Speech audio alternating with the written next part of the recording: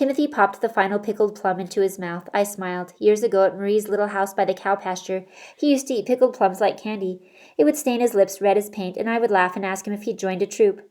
Whenever we were bored, cold or hungry, we always found our way to Marie's house.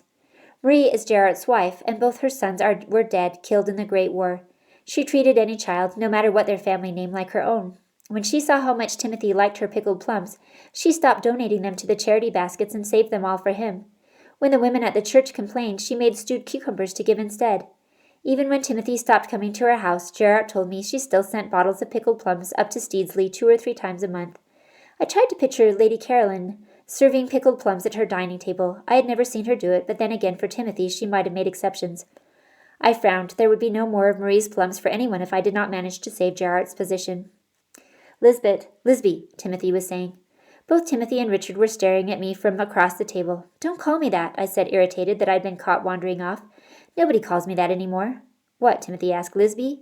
Not since I was 8, I said firmly. That's not true. I called you Lisby He stopped. As I was saying, if we have to leave tonight. Tonight? I asked quickly. Why would we leave tonight? I said, if we left. Weren't you listening at all? There is a chance we may have to leave before the morning. Naturally, I'd prefer to stay here, but on the chance we do need to leave suddenly, you have to be ready to go at a moment's notice. If I were you, I'd sleep in your clothes. I made a face. Would you mind giving me one good reason why I should? Timothy rubbed his emerging whiskers and then moved his hand to his bloodshot eyes. I told you this morning, he said, that my business was urgent, and I also warned you that it might be dangerous. You knew that this wasn't going to be a pleasure trip. But what's the mad rush? You don't need to know that. All you need to know is that when I say go, we go. Excuse me, you were telling me that I need to sleep in my clothes because we may or may not want to suddenly get up in the middle of the night for some undisclosed reason, and that's all I need to know? I looked from Timothy to Richard and folded my arms. Well? What you don't understand, Richard said, is that you may thank us later on for even bringing you. This is history in the making. Timothy was rubbing his eyes again, but he dropped his hand and said, not another word. Richard shook his head as if it didn't matter. She'll know soon enough anyway, the whole world will. Sir, the innkeeper said, tapping Timothy's shoulder. Timothy gave a little jump. The little woman had appeared without any of us noticing. She still had a baby on her hip, only this time it was a new and older baby, so round and chubby that he seemed too heavy for such a small woman.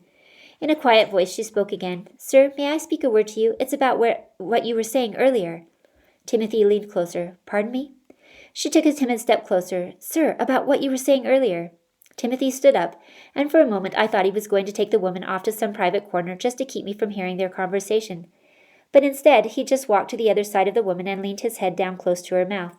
And then I remembered something about Timothy that I hadn't thought about in years. Timothy had lost half his hearing in his left ear.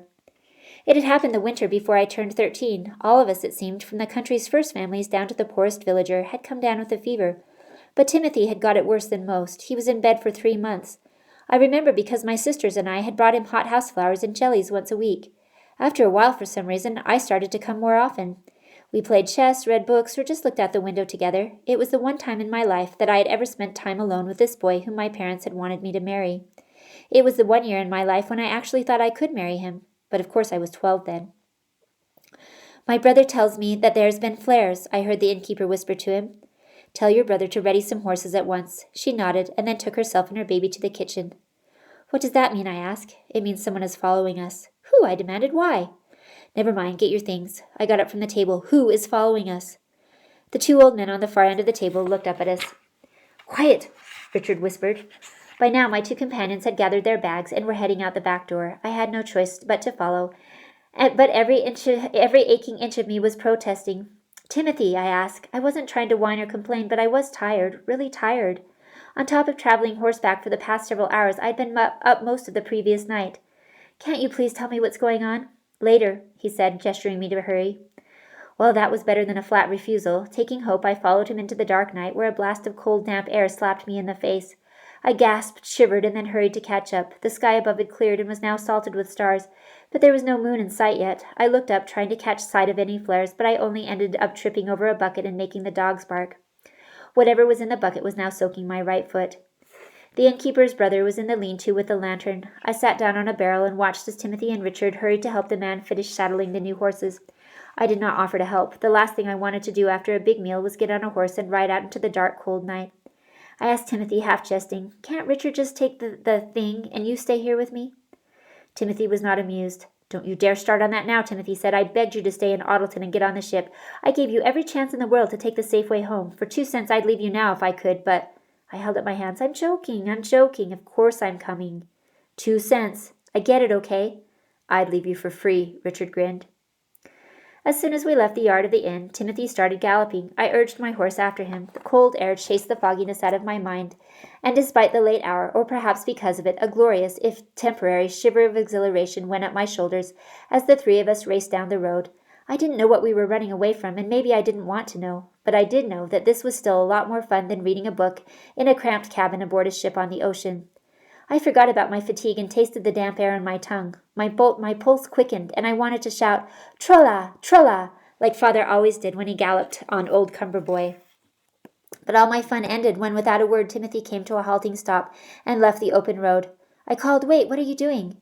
But Timothy was already picking his way deep into the shadows. Richard waited to follow just long enough to ask me in a patronizing tone, "Afraid of the dark, are we?" "Of course not," was my brilliant and irritated answer. "Good," he said, as he gave his horse a nudge forward, "because I wasn't kidding about leaving you behind. If you happen to get lost, I won't mention it to Timothy." The moment I left the road, I was assaulted by wet branches. Icy dew dropped on me from above in random attacks. Once back in Audleton, I had 5 cavities filled. I had thought then that had been an ordeal, but now I knew different. Cavities were much more fun than trying to keep up with Timothy and Richard in a mountain forest at night. My horse was able-bodied, but she needed constant urging over the next tedious hours to keep up with the horses ahead of me. I had just decided that I should have taken the boat after all when I heard Timothy say, "We'll camp here." I dismounted in profound but silent gratitude. We had stopped in a clump of pine trees that stood stark against the starry sky.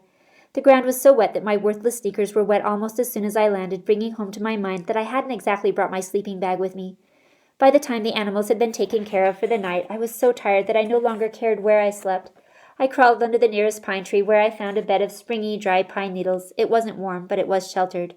Using my bag for a pillow, I curled up into a tight ball, hugging my fingers beneath my arms for warmth. I thought I was too cold to sleep, but after only a few scarce seconds, I felt sleep flooding over my mind.